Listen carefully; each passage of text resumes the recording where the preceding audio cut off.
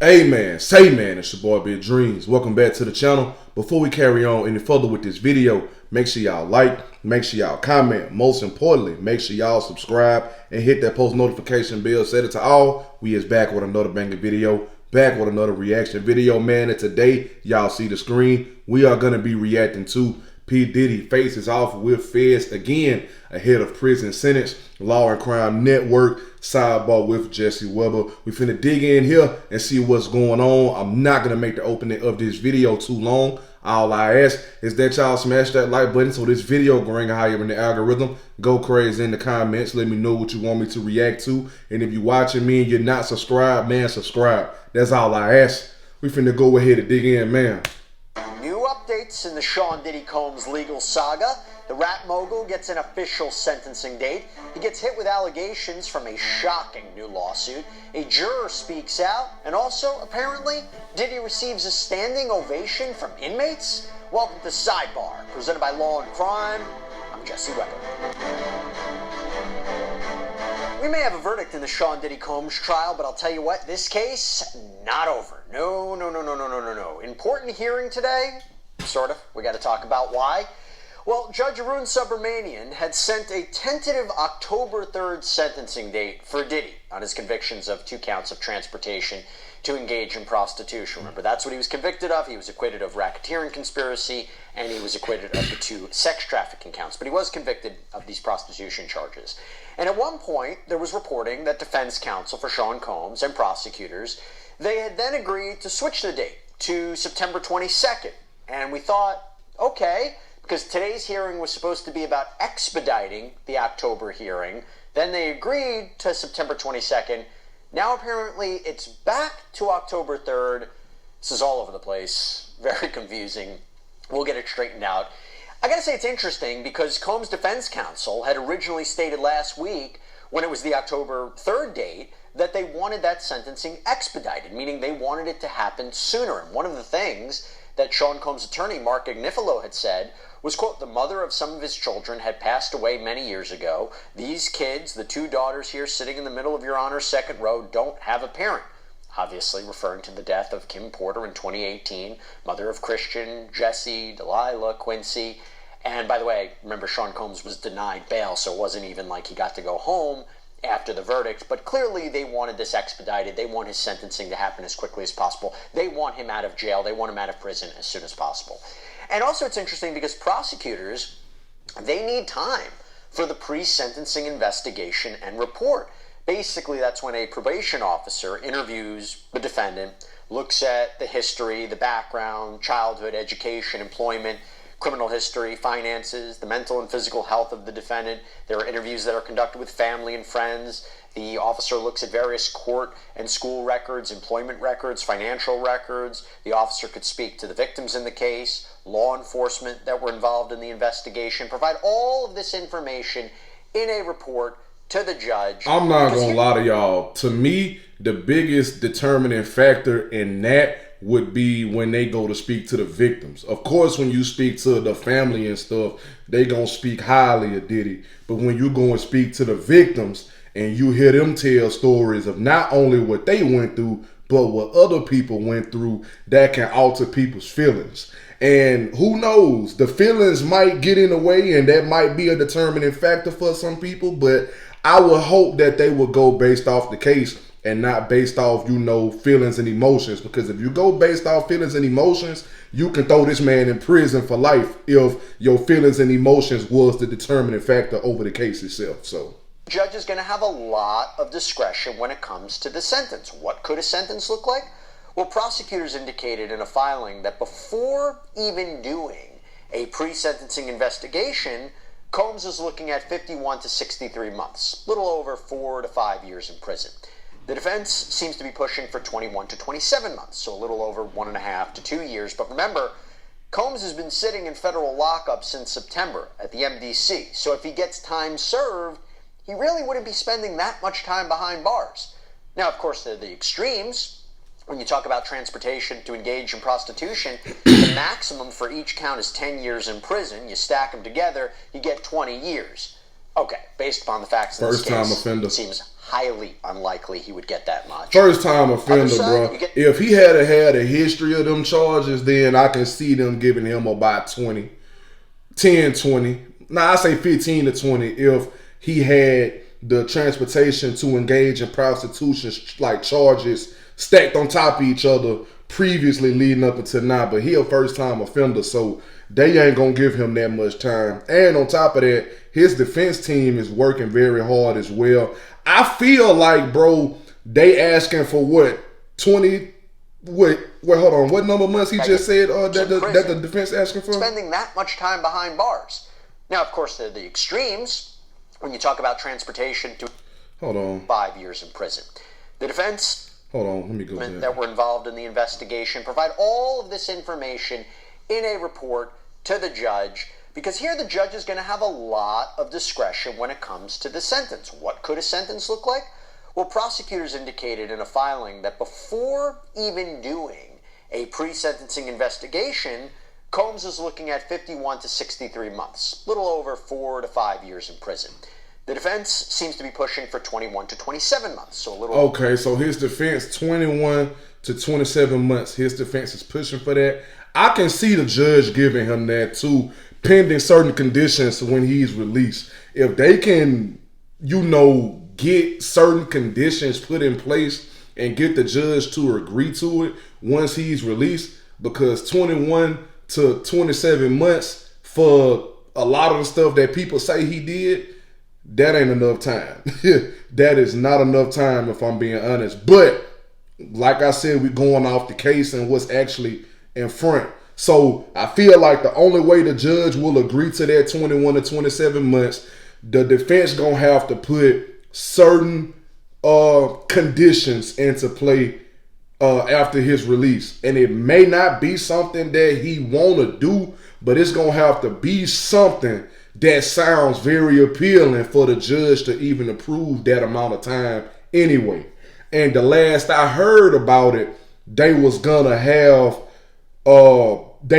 credit the time that he served already along with his sentence. So I don't know if they're gonna do that or not, but the last time I heard, they said that whatever they give him, the time that he already served was gonna be credited with the time that they sentenced him with. So I can see the judge giving him that 21 to 27 months. They just gonna have to put certain conditions into play in order for the judge to even, have the thought to approve that amount of time locked up for him, at least. So 1.5 to 2 years. But remember, Combs has been sitting in federal lockup since September at the MDC. So if he gets time served, he really wouldn't be spending that much time behind bars. Now, of course, they're the extremes. When you talk about transportation to engage in prostitution, the maximum for each count is 10 years in prison. You stack them together, you get 20 years. Okay, based upon the facts in this case, it seems highly unlikely he would get that much. Other side, you get the idea. There's no minimum for this charge. So could he get time served and walk free? Also seems unlikely, in that you're dealing with multiple instances of transporting Jane and Cassie, the two victims in this case, and men across state lines for the purposes of sex work. You could say this is an aggravating factor why I don't think he's just going to get time served. Hey everybody, this is another law and crime legal alert. If you received Depo-Provera birth control shots and were later diagnosed with a brain or spinal tumor called meningioma, you may be eligible for a lawsuit. That's right, Morgan & Morgan is investigating claims that patients weren't properly warned about this risk. It's free to check, just takes a few minutes, and you don't pay unless they win. So scan the QR code on screen, click the link below, or go to forthepeople.com/LCDepo to see if you qualify. So, we had this hearing. Let's talk about it. Bringing back onto Sidebar, very well, law and crimes reporter Elizabeth Milner, who, as you may know, was inside that courtroom every day for the Diddy trial. She's with me here. It's so good to see you. I haven't seen you in like 2 months in person. It's been a while. It has been a while, and you did great reporting. You're here. We did Sidebar recaps every day. Yeah. Okay, before we get into this monumental hearing, and I'm being sarcastic, you'll see in a second, Combs' defense counsel filed a letter with the court that outlined a brand new schedule.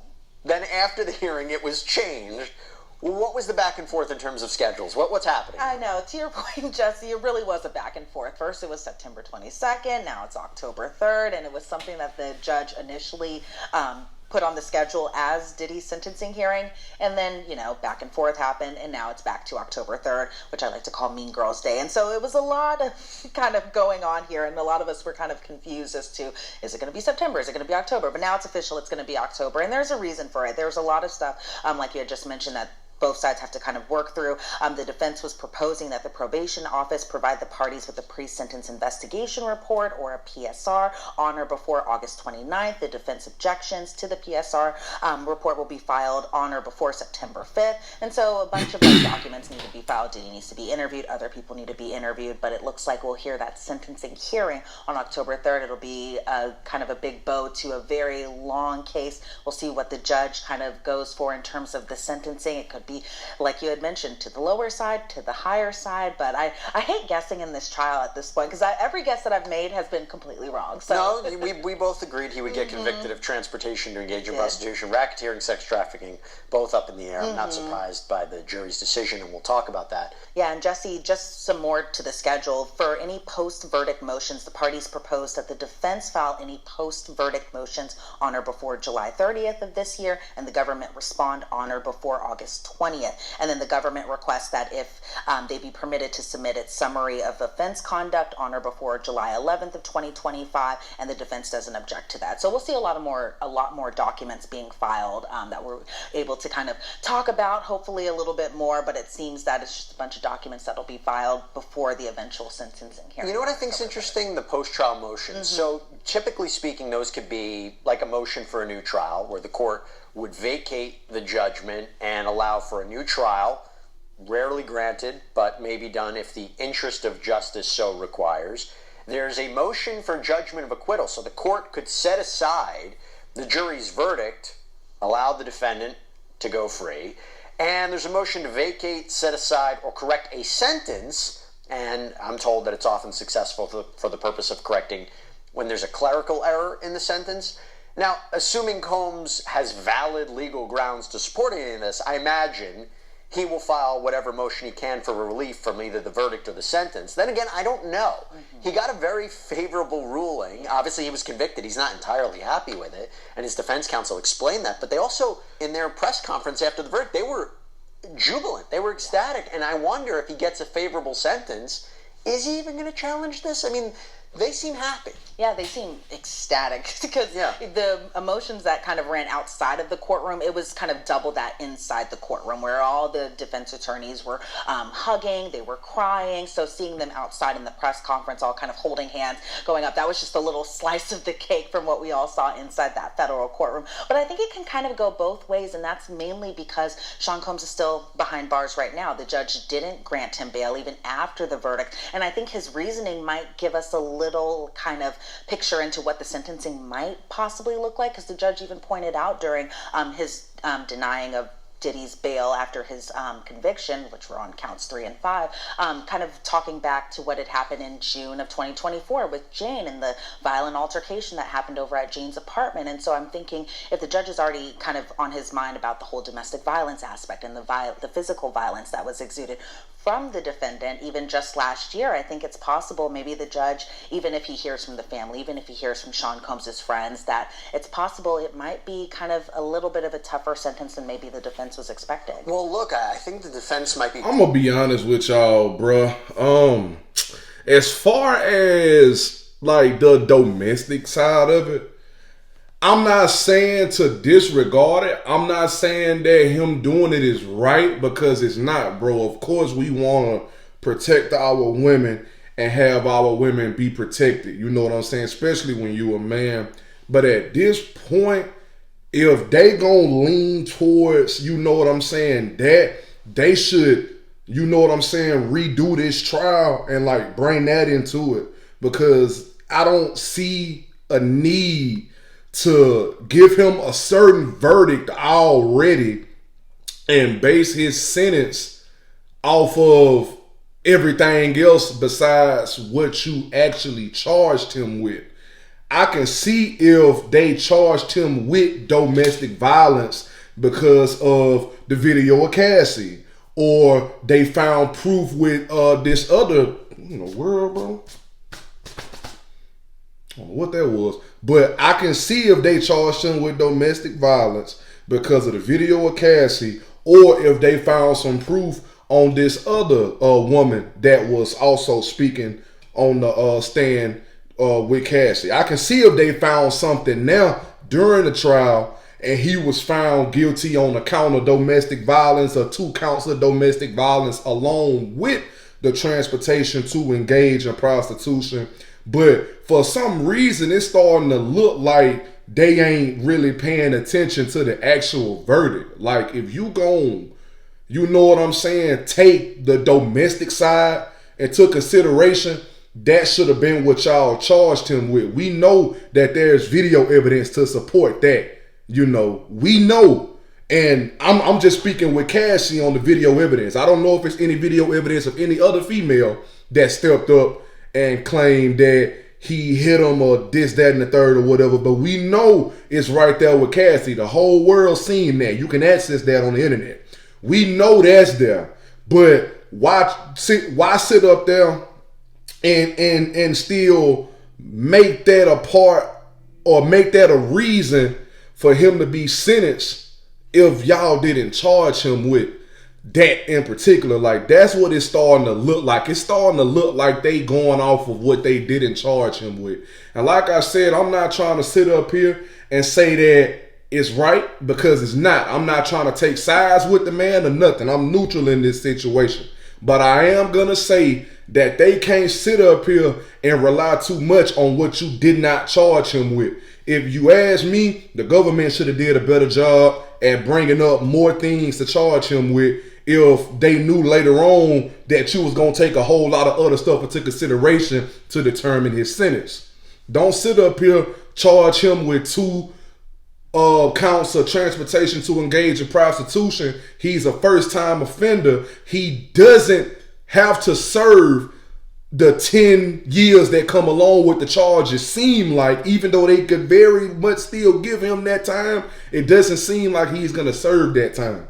Don't sit up here and say, well, we still have to take into consideration that he done put his hands on so-and-so, but you didn't charge him with domestic violence. You didn't charge him with anything else. He was only found guilty on the transportation to engage in prostitution. That's my only thing. I know that they gonna do what they want to still, bro. It's just, don't sit up here and get away from the actual verdict. Or if you is gonna get away from the actual verdict, at least open the trial back up or something and charge him with that for real, if that's gonna be the determining factor. You know what I'm saying? Like, excuse me for talking so long, y'all, but this junk here kind of giving me a headache, bro, because they go in so many different directions with it, and it's hard to make a prediction too, because they change stuff so much, then they push stuff so far off, and once you get to the actual date, thinking that they done had this amount of time to find something, and you get there and it's boom, y'all didn't really find nothing for real. So it's just one of them things, man. Like, if they gonna sentence the man, sentence the man. Just don't sit up there and try to base his sentence off of what you ain't charged him with. And if that's gonna be the case, reopen the trial, investigate that, let the prosecution present their proof, then you move forward. Redo the verdict or something if that's the case. Don't sit up there and get away from its actual verdict. To take advantage of this, right? Now, the judge said, even though I'm denying bail and I'm looking at the violence factor, it's not a preview of what I'm going to do for sentencing. But I think this is the opportunity for the defense to submit any kind of mitigating factors and have the probation officer speak to his friends and family and talk about the impact of this. I mean, we just interviewed Charlucci the other day. So I wonder if they're saying, you know what? They said to Sean Combs, listen, let's wait for October. Gives us more time to present our case to Judge Arun Subramanian. And then we had the hearing today. This monumental hearing. It was great. You've been in court for 8 hours a day, 10 hours a day. Yeah. This was what, like 7 seconds? I think maybe even less than, I would say, What kind happened? of close to 5. So get all the way down to the courthouse. I'm like seeing everybody. Which from is not the trial. close from here. So No, people know. it's not. It's not. And it was hot outside too. So all the way downtown. Walking all the way down, or not, I didn't walk all the way downtown. From the subway to the walk to the courthouse. Okay. Get there, check in on my stuff. I would say the security check-in was longer than the actual hearing. Okay. So it was a remote hearing. We didn't see Sean Combs in person. We didn't see any of the attorneys on both sides. We didn't even see the judge. And so what had happened was we get inside kind of the overflow room. Oh, the overflow room. Okay. Yeah, so we get inside the overflow room. There's a big, giant screen. It's completely black, but then you hear Sean Combs' voice being like, Mark, are you there? And so it was kind of like one of those dial-in type of hearings. And so we heard Mark Agnifalo's voice. Then all of a sudden we hear the prosecution's voice. It was Christy Slavic. She was accompanied by Emily Johnson, both who work on behalf of the government. And then all of a sudden, Mark Agnifalo was kind of like, you know what, we were able to work everything out as far as our sentencing date goes. And then the judge's clerk is like, oh, okay, so both parties agree, and then this matter is adjourned. And that was it. I worried that's what was going to be, because when they had the letter basically working out the date, I was like, oh, what are they going to talk about? And then after that hearing is when they switched it back to October 3rd. Yeah. So not much there. You didn't see Sean Combs. Okay. Let's talk about some other things that have been going on. First of all, big news. There's a new lawsuit that came out against Sean Combs. Okay? This is pretty disgusting. Oh, them civil suits going to continue to come for a fact. Who claims that in September of 2020... Especially if he get let free, them civil suits is going to flow in. Those ain't going to stop no time soon.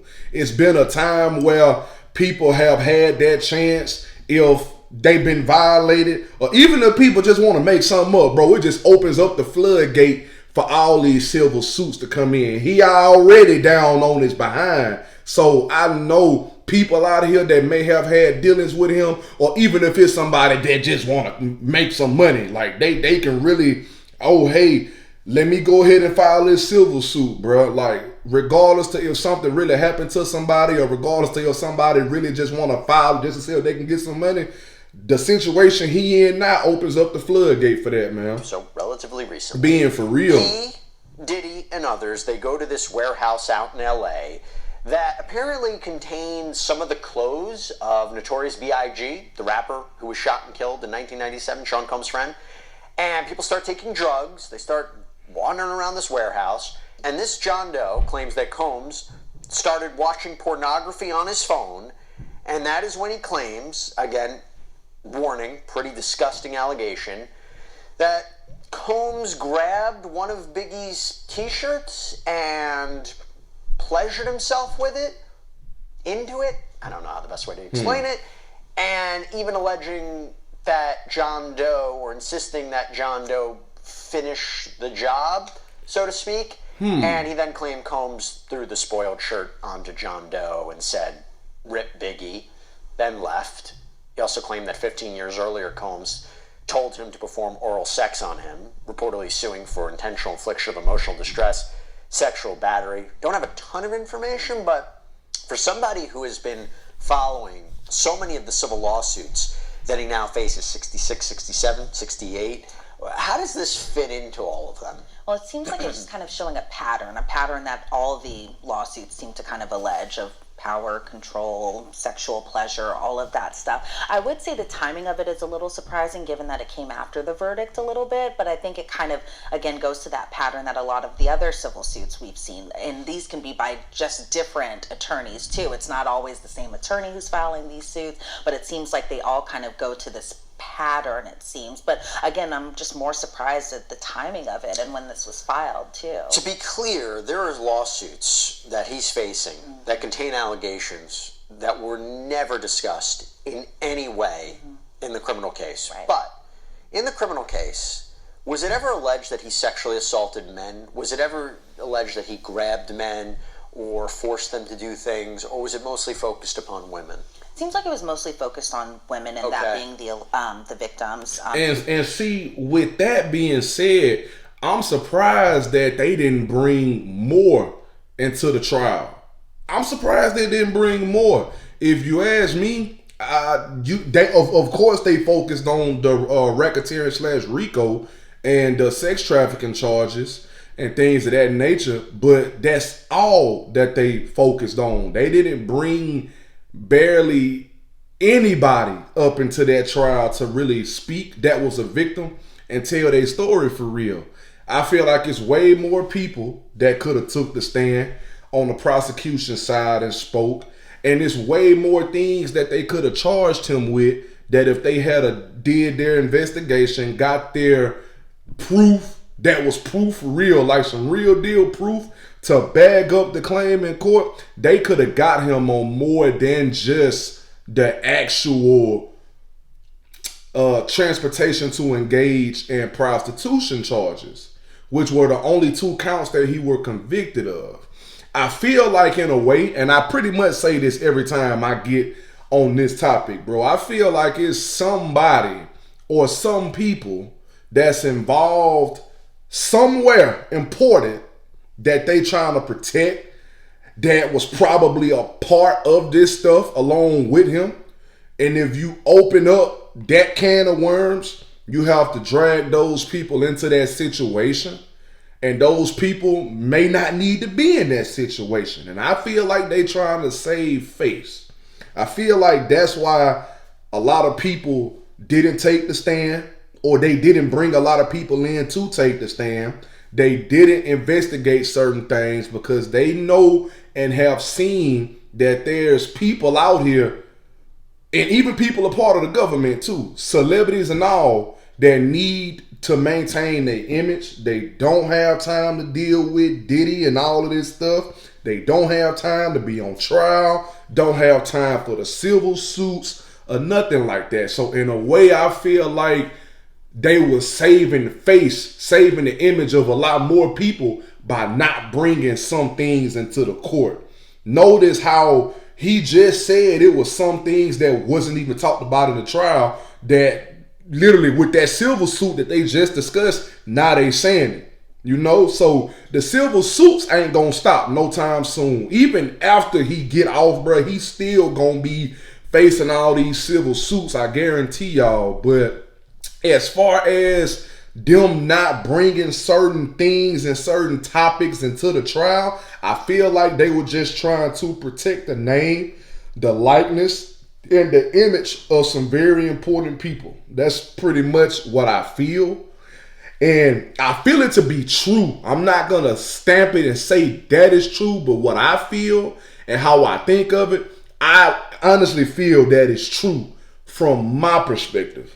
This case, I think as far as just kind of the allegations towards men were really just having to do with the escorts, or the entertainers as they were also called in the criminal trial. But for the most part, it seemed like from what we heard in the criminal trial, which I know a lot of people are a little disappointed because they thought it would be a lot more, but really it was just kind of like just different isolated incidents involving 2 victims, being Jane and Cassie. But it seemed like there wasn't a lot of discussion about male victims in this trial, but there were little points that were brought up in terms of like the civil matters, those including like Bonna and her civil claim, Dawn Richard and her civil claim. I think even during the cross-examination of Cassie, one of the defense attorneys, that would be Anna Esteval, she had asked, you know, was the baby oil laced? And I was thinking back to the civil claims, because a lot of civil claims had, a lot of civil suits had claimed that it wasn't laced. That it was laced. Or yeah, the civil suits claimed it was laced, but then in the criminal trial, Cassie had confirmed that the baby oil was never laced with any type of narcotics or anything like that. By the way, Combs' legal team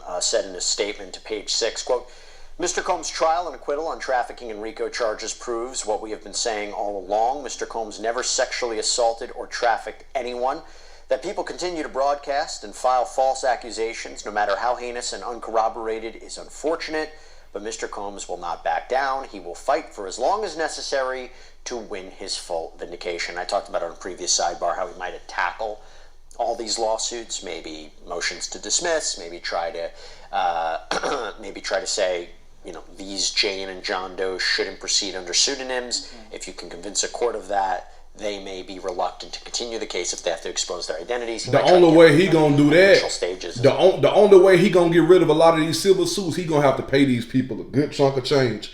You know, you gonna have to come up off about at least 10 million or more in a lot of situations, because people gonna file their civil suits, bro. they gonna file their civil suits, even if it's false accusations, even if it's false claims. People gonna come with them civil suits, and even if it's a situation when you run into and you know for a fact that, hey man, like, nah, that person now telling the truth because that did happen. From Diddy's perspective, he gonna have to pay these people, man, because these people ain't finna not fight, especially if something happened to them for real. You know, they ain't finna not fight, bro. You gonna have to come up off some money, and that's the only way I can see him really squashing a lot of those civil suits and trying to keep them from coming into the courts, man. He gonna have to come up off some money. He gonna have to pay these people for real. And he was successful at that at the beginning. He gonna have to pay these folks, man. Yeah. So I want to ask you about the jurors. Okay. So first, a juror has spoken out since the verdict. Not surprising. We had a feeling this would happen. This unnamed juror apparently spoke to ABC and said that the public reaction to this decision, quote, is highly insulting and belittling to the jury and the deliberation process. We spent over 2 days deliberating. Our decision was based solely on the evidence presented and how the law is stated. We would have treated any defendant in the same manner regardless of who they are. I have nothing else to say. Now, you watched the jury, okay? And we'll talk about what an alternate juror had to say too, but you watched the jury. You watched them day in and day out. What do you make of that statement? I was a little surprised by that statement, just a little bit, only because, and I shouldn't say anything surprising to me when it comes to this trial, I found that statement surprising only because we clearly had heard the same evidence. Obviously, they saw a little bit more than I saw being inside the gallery. Some of the exhibits we weren't able to see, that sort, and that included, the freak-off tapes, the hotel night tapes, all of that stuff. And so I was surprised by the jury's decision, and mainly to count 2. Not as surprised. Sex trafficking. Yeah, sex trafficking and Cassie. Yeah, not really surprised with count 1 or even count 4 either. So racketeering and sex trafficking. Yeah, I know. I'm just naming the counts, not actually specifying them or anything. But I get also why the juror made that very pointed statement too, because given the backlash that this jury has faced, given that a lot of people were kind of upset with the jury's decision. I mean, again, we had heard the same evidence. They saw a little bit more than obviously I saw. And so I respect the jury's decision. They were able to deliberate. I was surprised that they didn't deliberate a little longer, I'll say that, but they're regular people, men and women, just like everybody else, and so the way they interpreted it is the way they interpreted it. And even though I'm surprised by their outcome, I'm not surprised also by that statement either. When the juror says how the law is stated, see, that's what stood out to me. Yeah, because to me it says, hey, we couldn't magically turn this evidence into a federal crime that he was charged with. I mean, very specific elements of RICO and sex trafficking. We weren't tasked with finding him guilty of domestic. Okay, but this is my thing with the whole RICO charge. A RICO case is not typically a one-person case in most situations. Not saying that it's impossible to charge only one person with a RICO, but think about what a RICO actually is, bruh. Think about what a RICO actually is. How can you charge one person only with a RICO and not have nobody else a part of the RICO? Be honest. How was that gonna stick? How was that gonna stick? And then y'all had Cassie on the stand, and then you had a Jane Doe who's alleged to be Daphne, 50 Cent's baby mother, giving their sides of the story, and then you got the jury sitting up here listening to them, and they're interpreting it as she may not have wanted to all the time, but it sounds like she did it to make him happy. Not saying that what he did to him was right, but it didn't sound like to us one time that Mr. Combs forced any of these women to actually partake in the freak off. Seems like they wanted to do it themselves.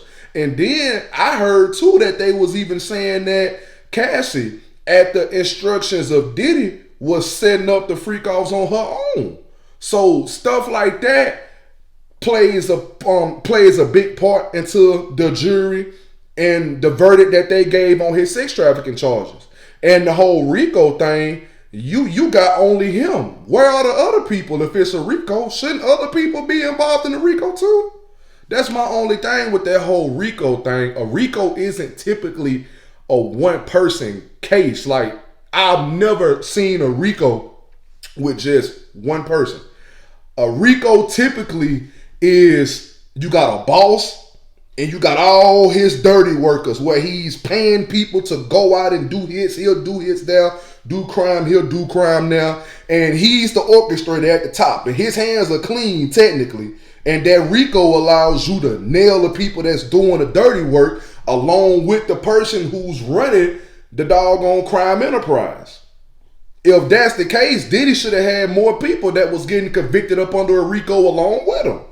You can't sit up here and try to hit one person with a RICO and don't bring other people in. Like, no, bruh. And like I said, I'm not saying that it's impossible, because at the end of the day, the government gonna do whatever they want to do. But come on now. Think about what a RICO actually is, bruh. Think about it. Come on. We were tasked with finding him guilty of beating Cassandra Ventura. Is it RICO? Is it sex trafficking? And, you know, did the prosecution prove their case beyond a reasonable doubt? Clearly they didn't. You followed the case. Did you think it was razor's edge? You could say, you know what, I get it. I understand. At the same time, you could say, wait a minute, I think the prosecution ticked off all the boxes of that. Because I think it was, to me, and I don't know, I'm reading the tea leaves, they probably looked at this and said, it just doesn't fit with what the prosecution's trying to tell. Everybody says the case. A lot of people say the case was overcharged. I don't know if that's true, but at the very least, it did. It seems like they had struggle trying to say there was a criminal enterprise. Yeah. They had struggle saying that there was force, fraud, coercion that was used against Cassie and Jane. That maybe they were willing participants or was consensual. I think it just muddied the waters a little bit. And not to take away from the testimony, but how the law is stated was interesting to me. Yeah, it was interesting to me too, especially when it came to count one, that being RICO conspiracy. At the back of my mind, I kind of wondered, were the jurors caught up on the whole conspiracy aspect? And did the closing arguments done by the defense really ring in their ear in terms of why weren't the co-conspirators called? Why was one of the alleged co-conspirators inside the gallery during the closing arguments? That being Fahim Muhammad, somebody that the prosecution had talked about at nauseum, in addition to Christina Coram, aka KK. So I think, like, in terms of the conspiracy aspect, when it came to the predicate acts of drug distribution and arson and even bribery, I felt like the prosecution made very strong cases for those arguments, especially those particular predicate acts. Maybe forced labor I kind of understood. Maybe some of the other stuff I kind of understood. But I was really surprised that they didn't check at least maybe two of those boxes, but then that would have made him guilty of RICO conspiracy. And so I think the prosecution tried their best to really kind of point it out in terms of the law, and they did I think a great job in their closing argument. But was it enough to sway the jury? Obviously not, by the decision that they made. What about this alternate juror? So this juror, who was not part of the actual deliberation, spoke out on CNN, unnamed, said, I understood the final verdict. Reading all my notes, looking back at the evidence, I probably would have reached the same conclusion as the other jurors. If we're looking at it from one side, it was definitely riveting and eye-opening, as he told Laura Coates from CNN, and that he didn't think Cassie didn't seem forced in the videos that were shown. It was actually pretty tame. It was a lot of rubbing oil and stuff on there. It wasn't anything too graphic. What'd you make of that? It was interesting, especially I think the juror, or the alternate juror that this came from. This was a juror that a lot of us kind of noticed in the press line a little bit. He was very smiley. He seemed very approachable in the sense that he came into the courtroom all the time, had a smile on his face. He was smiling over at the defense table, the prosecution table. He would look at us in the gallery sometimes. And so it was surprising to hear that he said the freak-off tapes, or the sexually explicit tapes, were tame in nature, because I always felt like watching them watch the tapes, because, when that was being played, we weren't able to see it, we weren't able to hear it. All of the jurors had headphones on, so we were trying to just watch and glance over at their facial expressions. And I'm sure it can be kind of a blushing moment and a little embarrassing to watch those sexually explicit tapes and stuff like that, especially in a courtroom while everybody's eyes are on you, and while over at the defense's table and even the prosecution table, everybody's just watching these tapes. And so I think maybe a lot of people have different definitions possibly of what force, fraud, or coercion even might consist of in a way. So they looked at the stuff for real. The government's allegations, or the government's case. If that's the case, they might have only looked at the tapes that only had stuff with Cassie, the Jane Doe, and these other male sex workers. They couldn't have showed all of those tapes, because I know for a fact that Diddy has plenty. Well, I ain't gonna say I know for a fact. I ain't gonna say that. Let me take that back. I know it's got to be more tapes than what they showed in court, bro. That's why I was saying earlier they're trying to save face. Why would they go and confiscate what they said? Hold on. Let me go and look up this right here, because didn't they say when they first took him in that they confiscated like 90 something, almost 100 some electronic devices with like cameras, like computers, laptops, and junk like that? Let me look this up. And let me let this video finish out while I'm looking this up too. Say it only had to be one instance, whereas, you know, the defense was kind of like, okay, well, if 75 were consensual, what makes the 76 all of a sudden sex trafficking? So it seems like the defense made a very strong argument, a strong enough argument that I think that the jury kind of resonated with in some sense. But I'm really surprised that he said that the freak-off tapes were tame. All right, Johnson said 96 electronic devices were seized in raids in March. They said 51 devices were taken from Combs' Los Angeles mansion, 36 devices that same day from his Miami estate, and 9 were taken from Combs himself during a search while he was at his private airport in Florida. So they caught him in Los Angeles with 51 devices, and they got 36 more from his spot in Miami. So there's absolutely no way that if there were any videos stored on those devices, that they showed every single clip to those jurors in court. There's no way. They trying to save face. You ain't finna sit up here and convince me that they showed every single tape that they found on every electronic device. You're not finna convince me of that. They only showed what they needed to show on the people that was actually a part of the trial taking a stand. Given that there's been so much kind of controversy and talk about these tapes being so graphic and explicit. There's been a lot of reaction. And how about this? I mean, Combs' spokesperson said that the rap mogul, received a standing ovation when he came back to the MDC, Metropolitan Detention Center, after this monumental verdict. Mark Agnifilo reportedly telling the Associated Press, they all said, we never get to see anyone who beats the government. What do you make of that? That surprise you? Yeah, well, it doesn't surprise me, that statement, because he made the same statement to the Combs family inside the courtroom, too.